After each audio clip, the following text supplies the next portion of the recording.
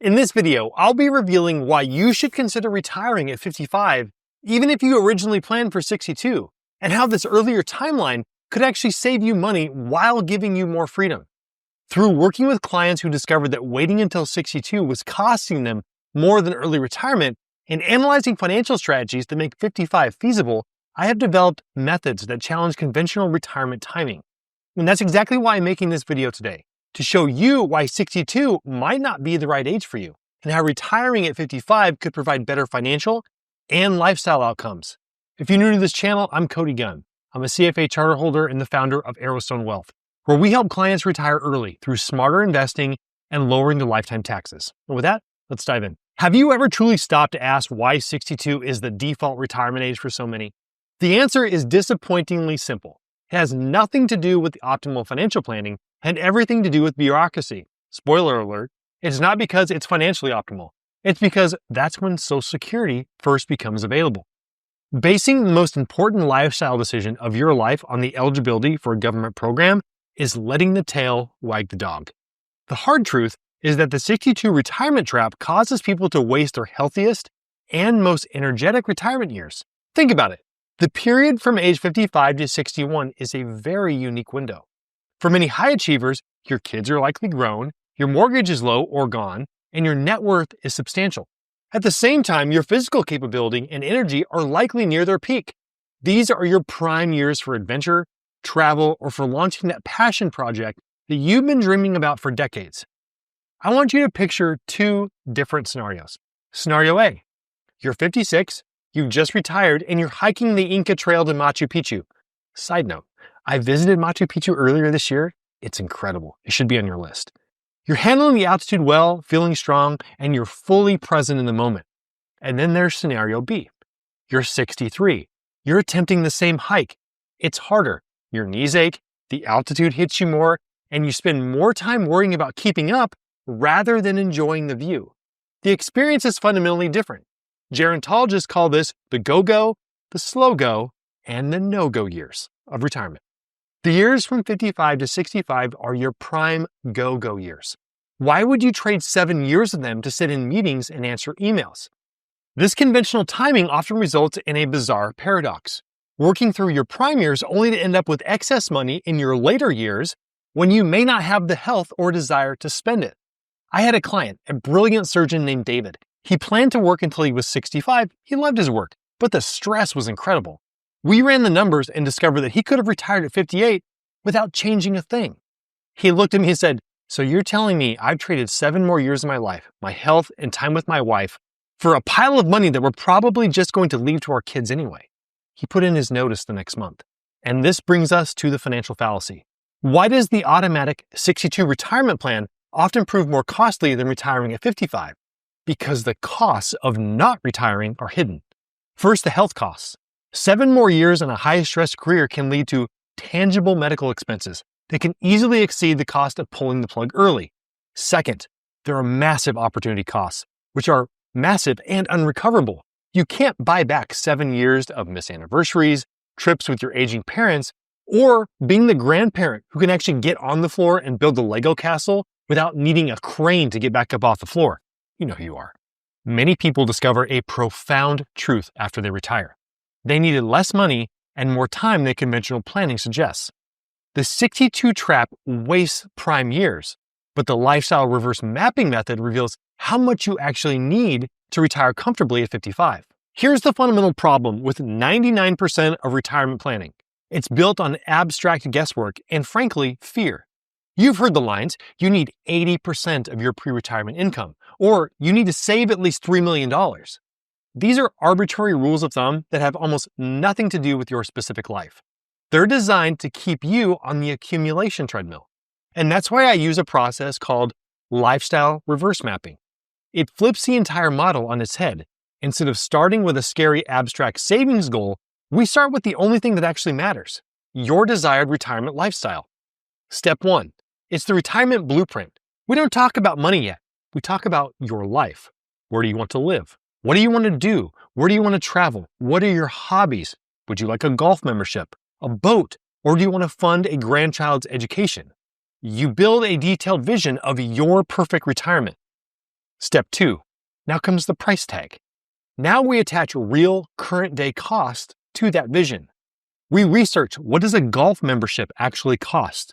We look up flights and hotel prices for your dream travel plans. We create detailed line item monthly and annual budgets for your dream life. This isn't a guess, this is data-driven projections. Step 3, the expense purge. This is where the magic happens. We look at your current budget and start subtracting out all of the expenses that are directly tied to your career. For a lot of high net worth people, this can be huge. We're talking about the cost of commuting, business lunches, dry cleaning for your suits, buying new suits. And for some of my clients, this alone adds up to $2,000 to $5,000 a month. And this process often reveals that retirement costs can be 20 to 30% lower than you assume going in. Why does reverse mapping from lifestyle prove more accurate than traditional retirement planning? Because it's grounded in reality, not fear. Traditional planning often inflates your needs, fostering a never enough mindset known as the one more year syndrome. Reverse mapping provides clarity and, more importantly, a finish line. It shows you that your current savings can support retirement at 55 with just modest adjustments. It gives you permission to stop accumulating and then start living. Lifestyle mapping reveals your true needs, but the retirement gap strategy shows exactly how to bridge the income difference between 55 and 62. This is the number one question I get. Okay, you sold me on the 55 deal. My portfolio is big enough, but it's all in my IRA and my 401k. How do I actually get the money out to live on for 7 years without getting crushed by penalties before Social Security and Medicare kick in? And this is where sophisticated planning comes in. There isn't one magic bullet. There is a combination of tools that we use to build a seamless income bridge. First, there's your taxable investment account. This is your most accessible. It's the brokerage account you've been funding with after-tax dollars. There's no age restrictions here, and you can sell assets and use the cash immediately, paying only capital gains taxes. This is often the primary source of funding for those first few years. Second, for your 401k, there's the rule of 55. If you leave your employer in the year you turn 55 or later, you can begin taking penalty-free withdrawals from that specific 401k. It's a powerful but often misunderstood rule. Third, for your IRAs, there's a provision called substantially equal periodic payments, often known as 72T withdrawals. This allows you to take a calculated series of penalty-free distributions from your IRA before age 59 and a half. It requires precision, but it is an excellent tool for accessing those funds early. And finally, and perhaps most powerfully, we use Roth conversions. In these early retirement years, your taxable income is often the lowest it will ever be. It creates a golden window to convert funds from your traditional pre-tax IRA to a post-tax Roth IRA. You pay income taxes now at your new lower rate, and in return, the money will grow tax-free, and it can be withdrawn tax-free 5 years after the conversion. These strategies, used in concert, create a robust income stream for your retirement. But let me address the elephant in the room: healthcare. The gap between 55 and 65 when Medicare starts is a major concern, but it's solvable. You have options like COBRA from your former employer for up to 18 months. The ACA Marketplace plans can be surprisingly affordable once your income drops, or you can buy private insurance.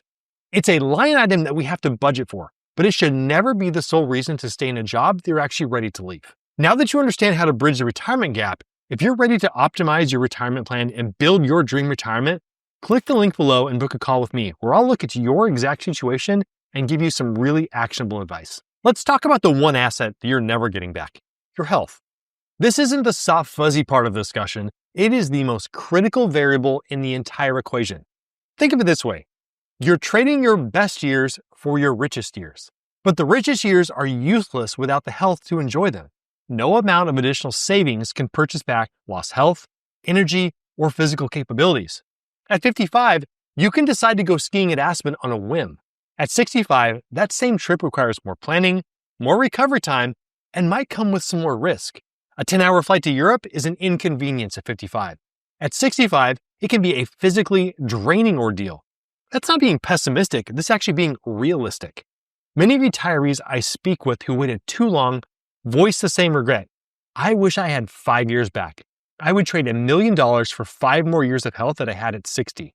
They prioritized accumulation over experience, and it's a trade they would never make again. Health advantages favor early retirement, but the financial optimization strategy shows how retiring at 55 can actually improve your long-term wealth outcomes. This is the part that surprises almost everyone.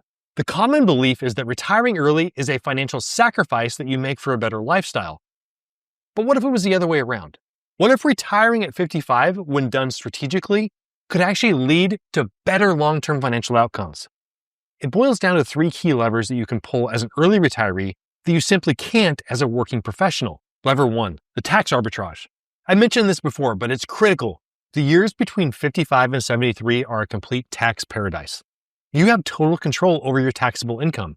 You can perform strategic Roth conversions at low rates, harvest capital gains at a 0% tax bracket, and manage withdrawals to keep yourself in the most favorable possible tax position. Working until 62 often means squandering these golden planning years. Lever 2, the geographic arbitrage. When you're working, you are tethered to a specific location, but once you retire, you're free. For many of my clients working in high tax states like California, New York, or Illinois, relocating to a state with no income tax is like giving themselves an immediate 10% raise on all of their investment income for the rest of their lives. That single move can be financially more powerful than working 5 more years. Lever 3, the time dividend. This is the value of your newly freed up time. As a smart, capable person, you now have 40 to 50 hours a week to dedicate to optimizing your life. You have time to properly oversee a rental property and to become a more intentional and efficient consumer. Early retirees typically optimize expenses and spending patterns more effectively than working people because they have the bandwidth to do so. This time dividend leads to better decisions and less wasted money.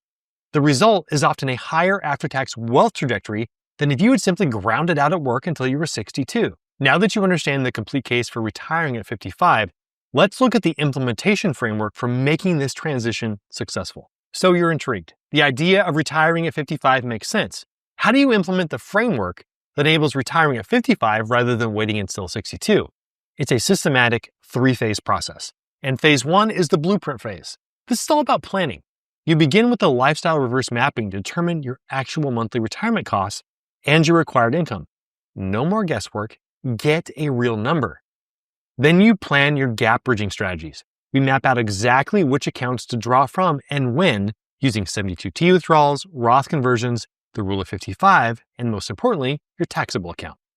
Finally, you optimize your health insurance and your geographic considerations. We get real quotes for your healthcare and analyze the financial impact of any potential moves that you might be considering. Phase 2 is we stress test everything. This is where we ensure that your plan is resilient. We focus on conservative income estimate and stress test your portfolio against various economic scenarios. What happens if the market crashes? What happens if we get a spike in inflation? We build buffers and we build contingency plans. We plan for healthcare transitions and any unexpected expenses. This means having a dedicated fund for those unforeseen medical costs or costly home repairs. This is also the phase where you should consider professional guidance for complex withdrawal strategies and tax optimization. Getting the sequence of withdrawals wrong can be a very costly mistake.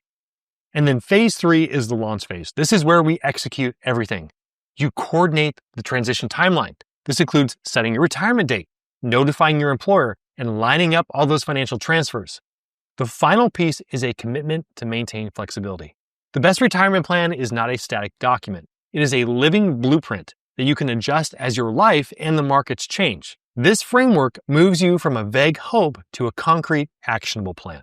Now that you understand why retiring at 55 could be better than waiting until 62 and the specific strategies that make early retirement both feasible and financially advantageous, you can reconsider your retirement timing based on what's actually optimal for your situation.